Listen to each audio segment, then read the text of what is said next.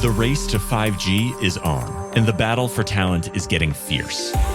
Welcome to 5G Talent Talk with Carrie Charles, a podcast dedicated to helping you face the future workforce head on. Navigate this challenging talent landscape with innovative strategies to attract, retain, and engage people in this new world of work. Only here on 5G Talent Talk with Carrie Charles, CEO of Broadstaff Talent Solutions.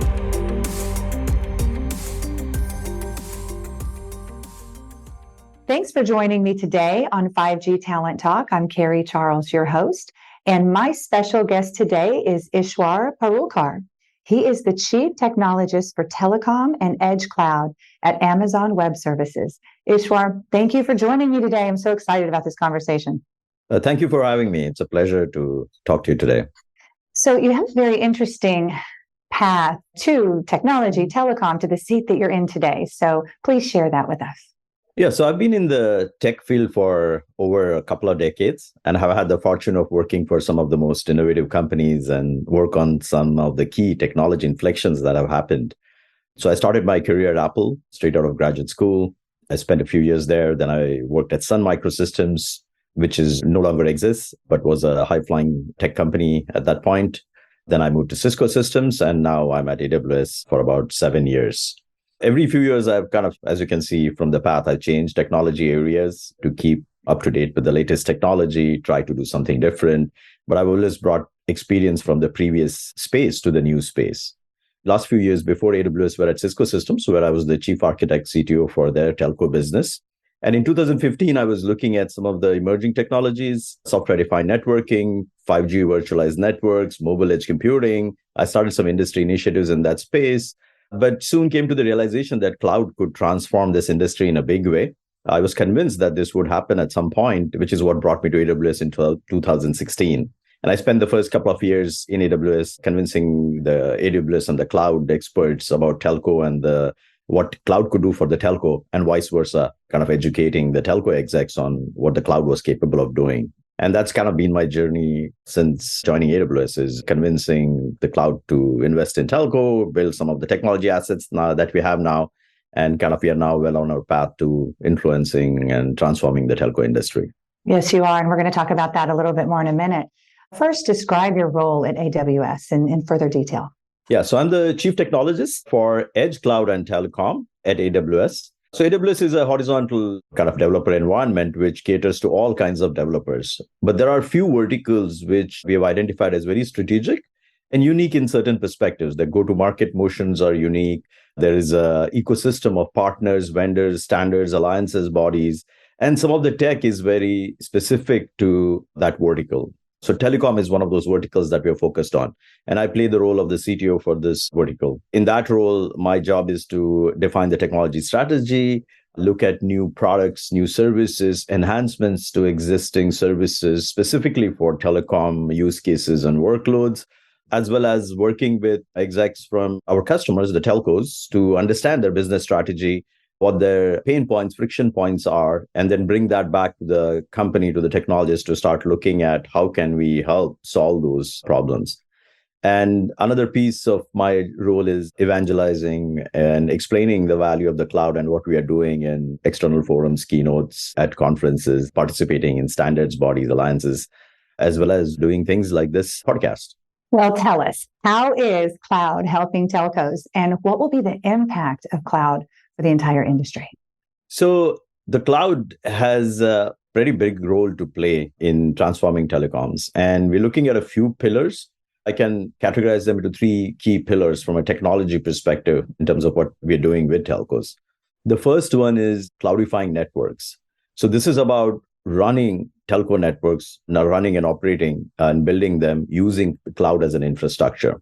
If you look at what happened in the telco industry in the last decade, network appliances, which used to be hardware-based, like routers and base stations, became virtualized. So are now implemented as software applications running on servers. So that's the transformation that happened about 10 years ago. And what we're doing is taking that a step further by enabling telcos to run these network appliances as software applications on cloud. So we have the regions, we built out what we call the edge cloud, which is cloud presence in the edge of the network, close to metros, close to the users. And across this whole continuum of cloud infrastructure, you can deploy network applications and build out a mobile network. So that's one big area. And this has the benefits of lower cost of ownership, operational simplicity. The way we operate the cloud today is very different than how networks are operated. The cloud is 24/7. You don't bring down customers when you're doing an upgrade. It's all under the hood. And so we're bringing all of that to networks by running these networks on the cloud. So that's one key area. The second one is around monetizing their assets. So one of the things the telcos have had a challenge with in the last couple of decades is they've become more of a connectivity player only, where a lot of the value has moved to over-the-top players, where the players that stream data, that run applications, build applications on top of the network. So we are helping the telcos to kind of recoup some of that value by getting into new verticals and building new services. We're doing this in a couple of ways. One is really bringing the cloud to the edge of the network. So that way you can have applications running as part of cloud infrastructure, which is embedded in telco networks. Secondly, things like private networks, building private networks for enterprises, which can run on AWS as a managed service, but telcos offer them to verticals like healthcare, manufacturing, mining industries, and this opens up new businesses for them. So that was the second area. And the third big area is around data and artificial intelligence and machine learning. Now, this has become pervasive in all industries. Telcos have a lot of valuable data. They have data from customers, the applications that run, the type of devices that are run, as well as data from the network itself. And it's not been really tapped to the fullest extent. So what we are doing is helping telcos become more data-centric. This starts with modernizing the data platform, being able to manage data using modern cloud infrastructure, and then layering artificial intelligence and machine learning technologies on top of that data to really gain insights, to build new offerings, improve operations, and other such things. So it's kind of across the board, and we're seeing various levels of traction and adoption in the three different areas that I mentioned. But it's really exciting and encouraging to see how they have really adopted cloud as one of the key enablers in their transformation journey. I'm glad that you brought up artificial intelligence, Ishwar, and AI is transforming our world everywhere. So how will generative AI be utilized in the telecom industry? And maybe you can add some color to the difference of maybe generative versus, let's say, traditional AI. Rightly pointed out, artificial intelligence and machine learning is kind of the next big transformation in the tech industry. I've seen several of these over my last 2 decades, and this is clearly a big one. And this has been happening for the last decade or so, where there's been very strong interest and in development of technology to make this really practical, useful, and cheap to implement. That's why you've been seeing a lot of traction in this area. Machine learning models are based on prediction or classification of data. Generative AI is a huge step forward in this whole space. And it's happened in the last 3-4 years. And of course, ChatGPT last year really made a compelling case for the value of it, but it's been happening for the last 4 or 5 years, this whole transformation in terms of generative AI. And the big difference with generative AI is kind of 3 things. One is compute has become much, much cheaper and affordable. You need lots of compute to train machine learning neural network models. And that price point has really exploded in terms of becoming very affordable to run very large models. So that's number one. The second one is the amount of data available. Now, there's a very, very large corpus of data available. And that's, again, been increasing over the years, but it's kind of reached a very critical point where there's so much data that you can build really, really intelligent systems. And the third one was a fundamental innovation in the neural network architecture called the transformer architecture, which allows you to generate new content based on training very large models. So as I mentioned, the traditional techniques are more of predicting something. They're about classifying. This is about generating new content. So it's more creative in that sense. So you can generate new text, you can generate new images based on some simple prompts. And as you can see with ChatGPT, which is the most kind of compelling user-friendly use case, this is super powerful. With a simple prompt, you get like a whole bunch of advice and a new text that's created, essays that can be written, and so forth, right? But that's just one use case and application. if you expand this technology to kind of multiple domains, there's a lot of applications. It's a very, very powerful technology and a big transformation in the machine learning space. So then this has got to come with some challenges. So what are the challenges that you see with generative AI? So as with any new technology, there are challenges. Usually the compelling value part of it is seen and noticed first, which takes kind of, hold of folks' imagination. That leads to more development and so forth. And then some of the reality challenges set in, right? So we are definitely looking at some challenges of this technology. So there are three primary challenges. One is security, the other one is around data privacy, and third one is around ethics. So the security and data privacy are kind of interrelated, but it's fundamentally about how do you maintain the privacy of data that is used to train these models? These models are trained on a large amount of data. So if you look at ChatGPT, it's trained on a whole bunch of documents that are publicly available. But the question arises in terms of whether when you want to train it with your data, when a customer, let's say a telco, wants to use their own data to train it, how does that data get handled in the model? Does it get reflected in the output? If somebody else uses the same model, is there leakage of that data, and does it compromise the privacy of that data in terms of other customers using it? So there's challenges of that nature. Is how do you use the data, enable the training of the models through that data without compromising the privacy or leakage of data to other interfaces and other customers, other users of that foundation model. So that's a big space where enterprises, telcos are very concerned and keen on making sure these problems are handled. Then there's the ethics question as well. As I mentioned earlier, this is about generating new content, right? And these are machines, these are algorithms. They can come up with content that's offensive, that's sometimes incorrect. So there's a thing called hallucinations with generative AI, which is essentially the answer is wrong, but it gives it with such credibility that you're likely to believe it, right?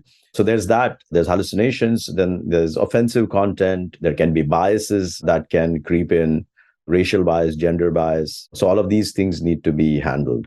The regulatory bodies are kind of, on top of it, trying to figure out regulations that will need to be applied to this space.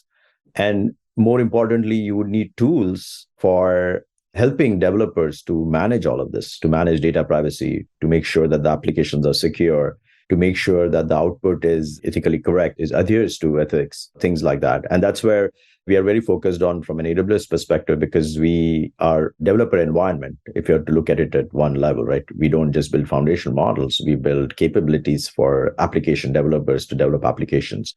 So we're looking at a lot of these things to handle the challenges that we're seeing coming up in generative AI. So you just said something important, that we're going to need to developers to do this, right? And that brings me to the next question of people. How will the workforce be affected by this new technology? And I know that one thing that is on, I think, all of our minds in society today is, will we need less people? I mean, that's the question, right? Is it going to be less people? Will it be more people? Do we all need to upskill, reskill like you did yourself in your career? I mean, you said, look, I'm going to learn about something new and I'm going to get to take this road because I see the future. I mean, do we all need to be sitting there? I know that's a lot of questions in one, but let's start with, how will the workforce be affected? Yeah, so it's very clear that generative AI in general and generative AI in particular will increase productivity, will automate several of the tasks that are being done manually today by a lot of people. But to me, this only increases the opportunities and the economic value that is created in society.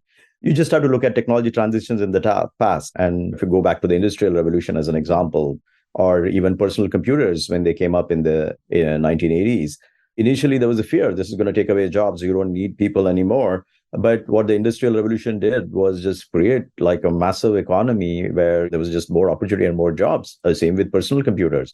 So I firmly believe that this is a big opportunity for improving productivity and for the economy to grow and really get into bigger things that society can do once we have some of this technology handling some of the tasks that are more manual. But the key here is upskilling yourself, the companies, so individuals as well as corporations, in terms of developing new skills, accepting firstly that this transformation is going to happen and change the way a lot of things will be done. adopt it, and then start retraining folks to understand the technology, get into higher levels of skills that can leverage this technology to build even more interesting applications, products, services, and just get the best out of what the human brain is still capable of. So we need to, as you said, obviously prepare the workforce for this transformation. And I know that AWS has tools and actually an innovation center we talked a little bit about. So can you discuss how we would prepare the workforce, also what's available through AWS? So this is something we at AWS put a lot of emphasis on. We're talking about AI and machine learning here right now, but even the cloud was a big change for a lot of people. When the cloud came about, if you roll back a few years, it was a very new way of developing applications that required training.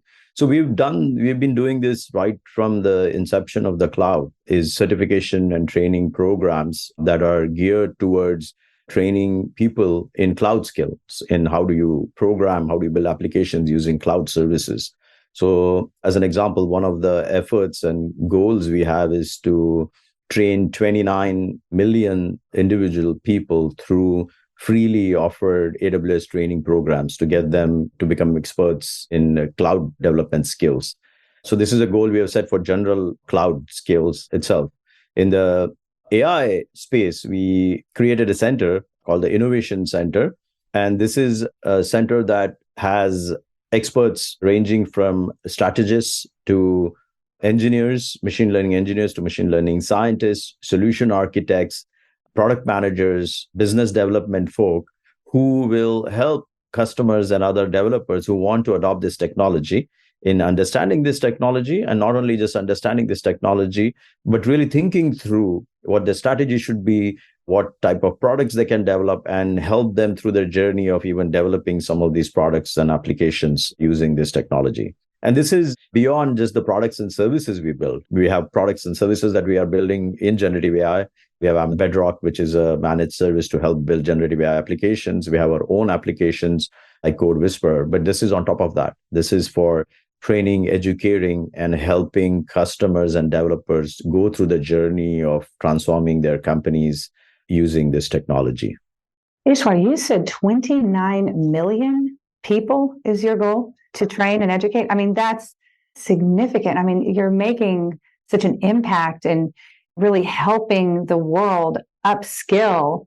You're helping to solve this potential challenge or problem, right? I love that. I think I'm going to be one of those 29 million, right? I'm going to raise my hand because I'm fascinated with this and it's coming, right? I mean, we need to be prepared. That leads me to my next question, which is preparing the workforce is one thing, but how should telco leaders be preparing themselves and their organizations for what's right around the corner? I mean, what's here right now? So I think it's very fundamental when there's a technology shift to be aware of it and really understand and adopt it, right? So I think what telco leaders need to do here is firstly accept that this is going to be a big change. It's going to transform the industry, not only the telco industry, but several industries. So that's number one. The second one is getting educated on the technology, right? And there are different levels. I mean, there's AWS, which is kind of the foundation of some of the technology. There's people who are building foundational models. Telcos are not going to do any of this, right? So, but they need to understand the technology in terms of what the value is, what are the trade-offs, and how they can use it to their advantage. So that's the second piece, is really understanding the technology. The third one is building bridges and partnerships with companies like AWS and others who are building foundational models to start engaging in terms of solving business problems, improving productivity, finding use cases where it really makes sense for them to adopt this technology. And lastly, it's about changing the internal mindset. These new technologies, telcos it's a more traditional sector, which has been around for several decades, very successful, has transformed society in large, significant way. But this is new stuff. So there needs to be a change of mindset. And we saw this with the adoption of the cloud, that they had to really change the mindset within the company, within their engineers, within their operational folk to understand and adopt to how the cloud works.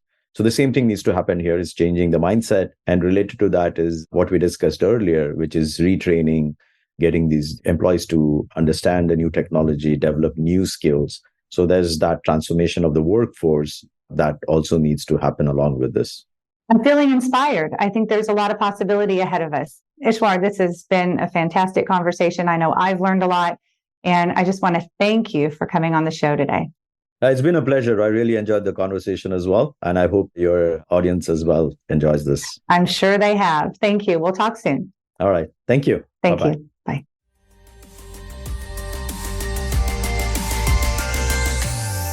Thank you for listening to another informative episode of 5G Talent Talk, brought to you by RCR Wireless News, Telecom Careers, and Broadstaff Talent Solutions. As we advance into the future, we promise to bring you the resources you need to navigate this ever-changing landscape of 5G to help you attract, retain, and engage people in this new world of work. To access the show notes or leave a review, visit broadstaffglobal.com. Until next time.